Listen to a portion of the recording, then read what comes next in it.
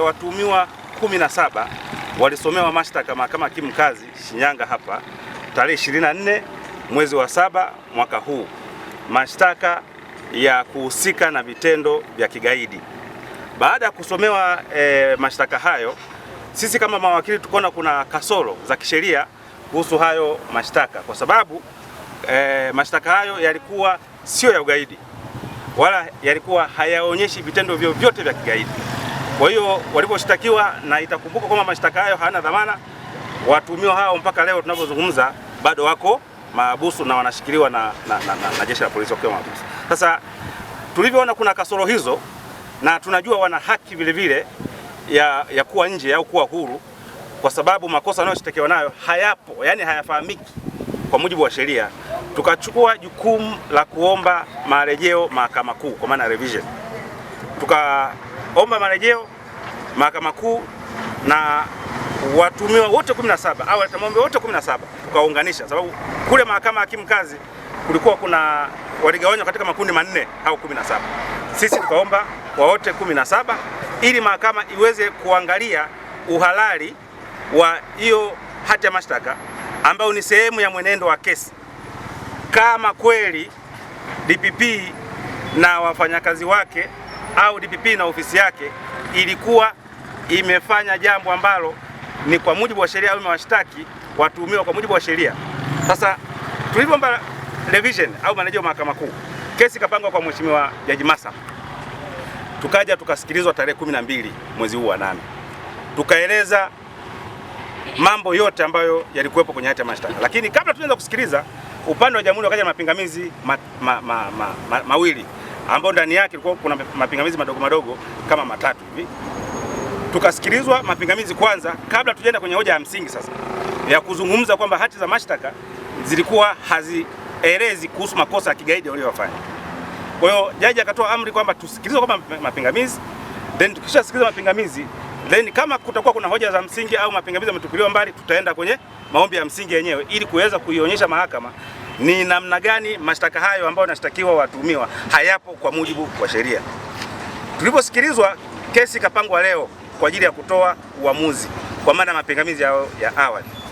Sasa kabla ya leo kufika mahakamani hapa tarehe 21, tarehe 17 wenzetu upande wa jamhuri wakaenda Mahakama ya Hakimu Mkazi Shinyanga tena, wakaenda kurekebisha makosa ambayo sisi tumeyalalamikia kwenye maombi yetu ambayo yako kwa Jaji Masa. Yaani kesi iko Mahakama Kuu, wao wakaenda tena kule chini baada ya kuona kuna makosa wameyafanya, wakaenda kurekebisha. Na ikumbuke sio kurekebisha, sio kuyaondoa, kurekebisha. Sasa kiutaratibu kisheria, kunapokuwa kuna revision au marejeo Mahakama Kuu, jalada huwa linaenda wapi? Mahakama Kuu. Kule chini kunakuwa hakuna chochote. Hakimu anatakiwa asubiri kitakachoendelea Mahakama Kuu. Sasa wakati jalada liko Mahakama Kuu, wenzetu wa jamhuri sijui walipata wapi hilo jalada lingine, wakaenda kubadilisha makosa, wakaenda kurekebisha makosa ambayo sisi tumeshayasema. Sasa kwa mwenendo huo, tulipofika leo tukamwambia jaji, utaratibu wa kisheria haupo hivyo. Wenzetu walipata wapi mamlaka pamoja na hakimu mkazi wa Mahakama ya Shinyanga kurekebisha hati ya mashtaka au hati za mashtaka za washtakiwa wote wakati jalada liko Mahakama Kuu kwa Jaji Masa? Tukamwambia jaji kwamba kwa mazingira hayo inaonekana kwamba wenzetu wamefanya hivyo, moja, kwa nia ovu ya kuweza wanaita kupreempt uamuzi wa leo, na tukamwambia kitendo kilichofanywa na mawakili wa serikali ni ukiukwaji wa sheria au ni unajisi wa mahakama, kwa maana abuse of the court process, ni kuinajisi mahakama. Lakini tukamwambia vile vile, sasa kwa mazingira hayo tunaomba mambo matatu.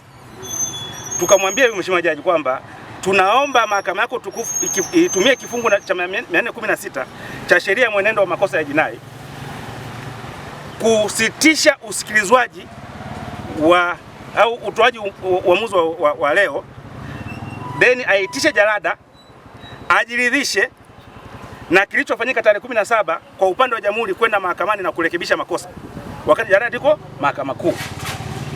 Lakini tatu, tukamwambia tupangiwe tarehe nyingine tuje sasa tukueleze ili mahakama iangalie kitendo kilichofanywa na DPP na ofisi yake ni sahihi au sio sahihi. Juu kesi imeshaondoka, jalada limebaki la mahakama ya chini. Mpango tarehe ngapi? Mpango tarehe 31. Kwa tutakutana tarehe 31. Hivi unajua kwa nini makampuni makubwa duniani hayaachi kujitangaza kila siku licha ya kwamba tayari yanafahamika? Sasa kama una biashara au kampuni lakini hujitangazi, customers wapya watakujua vipi? Na bila advertising, unategemea kukuza mauzo yako kwa njia gani? Ndio maana Global TV tunakupa nafasi ya kuitangaza biashara yako kwa audience kubwa ndani na nje ya Tanzania kupitia mitandao yetu ya kijamii. Advertising kupitia Global TV inaongeza brand visibility yako, inakufikisha kwa customers wapya na kuongeza nafasi ya bidhaa au huduma zako. Na habari nzuri zaidi, bei zetu za matangazo ni rafiki. Iwe una biashara ndogo, ya kati au kampuni kubwa, kuna nafasi inayoweza kukufaa. Usiache biashara yako isubiri kugunduliwa. Ipe visibility inayostahili. Anza kutangaza nasi. Wasiliana na Global TV leo na tuipeleke brand yako mbali zaidi.